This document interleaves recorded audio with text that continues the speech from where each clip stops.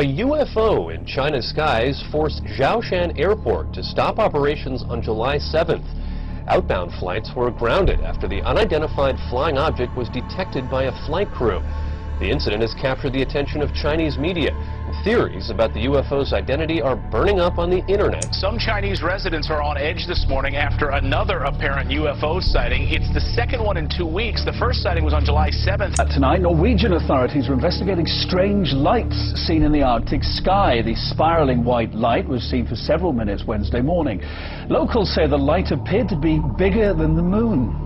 Video this morning that some say may be proof we're not alone in the universe. A UFO in the form of a bright light is seen descending over the Dome of the Rock in Jerusalem. The video is said to be taken over the weekend. Then suddenly the light shoots up into the sky. There you see it. Another video from a different angle appears to show the light doing the same thing. Human beings always felt alone. They always wanted to find others out there. Are we alone in the universe? And the more we have come to understand the universe, how big it is, the billions and billions of stars, the billions and billions of galaxies, and now even the billions of planets probably that exist around other stars, the imagination of human beings is that we're not alone, there are others out there, let's say hello. This is a serious subject with very serious implications.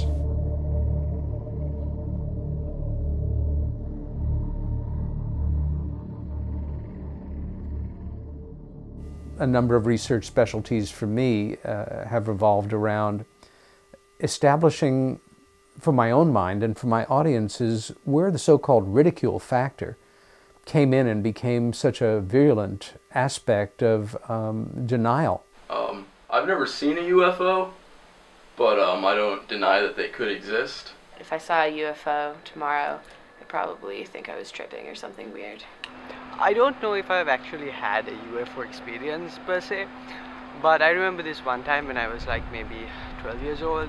I was staring outside my balcony and I saw this really large, bright, unexplainable object coming, was rather moving across the sky.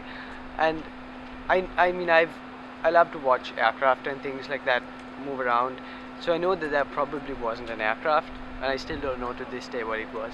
But when it comes to UFOs and spooky things, that's about as spooky as I've experienced.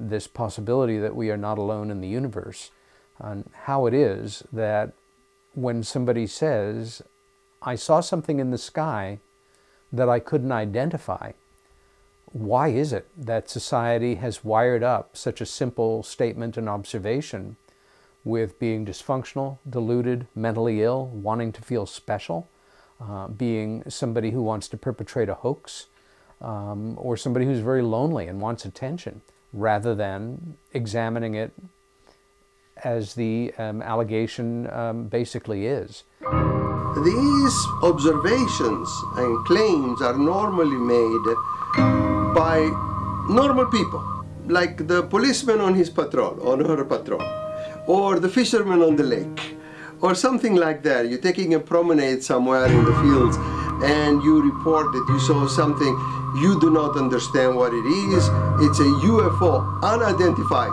flying object, and immediately the question is, are we being visited by aliens?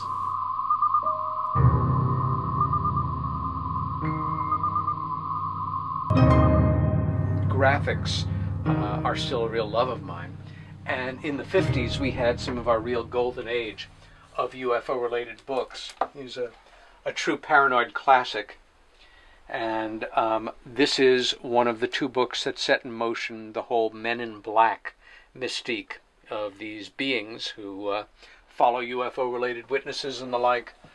And then an even cooler rendition as far as I'm concerned. Now that cover pops, no question, and that's mid-50s right there. Once I was giving a talk about this subject, and when I said that the most probably other civilizations on other planets and on other stars, you know, the morning's paper said? The morning's paper said, Professor from Cornell believes in UFOs. Right? So, you know, the media is a problem. They don't understand science very much. Now, let me just point out that if aliens are visiting us, they better be more intelligent and super intelligent compared than we, because they have come and found us. We have not been able to go find them to start with, right? So that if they want to make themselves visible to us, right, after all these observations, they'll just land on the United Nations building, on New York Times, and say, hello, let's talk. None of that has happened. Decades ago, visitors from other planets warned us about where we were headed and offered to help. But instead, we, or at least some of us, interpreted their visits as a threat and decided to shoot first and ask questions after. I'm going to actually read you something here.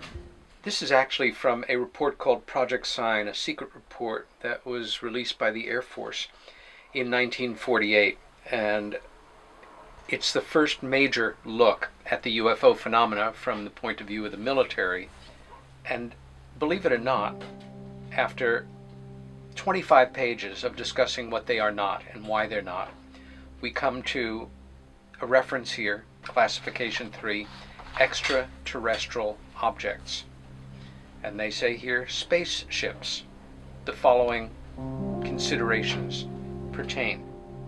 If there is an extraterrestrial civilization which can make such objects as are reported, then it is most probable that its developments is far in advance of ours. Moderate understatement. And then it says, and this one statement has been the basis for numerous science fiction films, but this is not science fiction. This is from the United States Air Force, a secret report in 1948. Such a civilization might observe that on Earth we now have atomic bombs and are fast developing rockets. In view of the past history of mankind, they should be alarmed. Making contact with other civilizations, intelligent technological civilizations on other planets, is a formidable issue. Let's put this in perspective. How far away can they be? We do know that we are probably the only intelligent civilization, complex species in the solar system. The speed of light is huge. That's the fastest speed in the universe that we can have. With that speed, to get to the nearest star, you have to travel for about 4 years to get to the nearest star. You know, this journey to another star or another planet or around another star is not simple. The first serious story that set in motion the idea of intelligences from parts unknown involved a couple named Barney and Betty Hill. Barney was an employee of the United States Post Office. Betty was a social worker.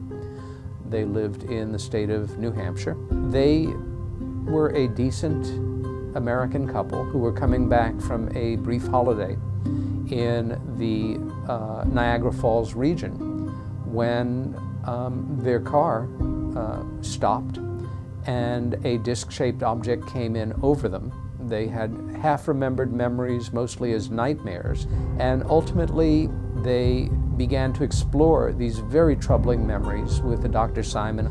Dr. Simon's claim to fame was he was the first person to use regressive hypnosis, the original reel-to-reel tape recordings that Dr. Simon had recorded with her aunt and uncle, remastered. They're enough to make you jump straight out of your chair. And I walk out, and I walk across the road. There it is up there. Oh, God damn it! Calm down. Why doesn't it go away? Look at it. And there's a man there. And the captain, what is he? It's gonna look at me. It is psychologically such that immediately you'll say, oh look, this is so unusual, it must be aliens coming to see us. And that normally makes the front page of the newspapers. But when we discover that it was really an airplane or something else that normally doesn't even show in the newspapers.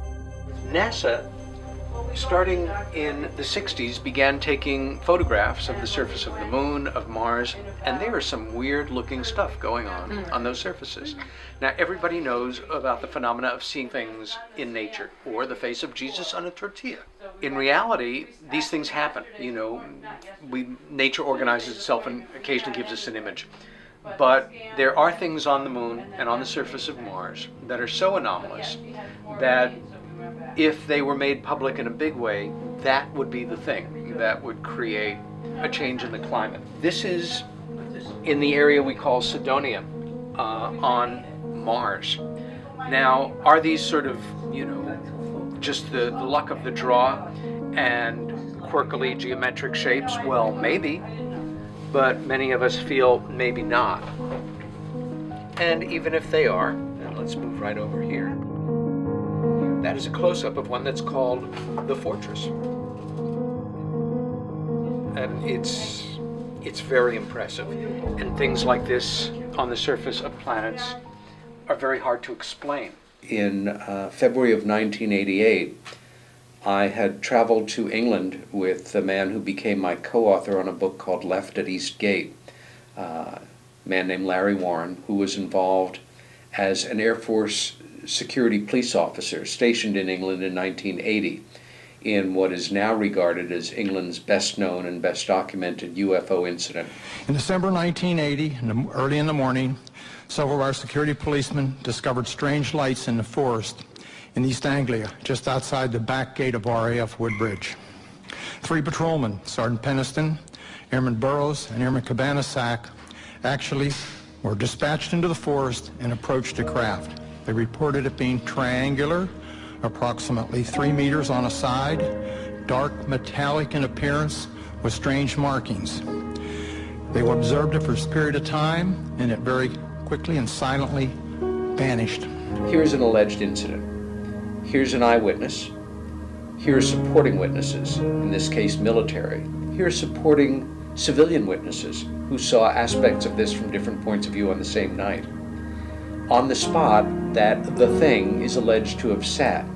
10 years later, you can still see a difference in the soil because there is no peer review on this.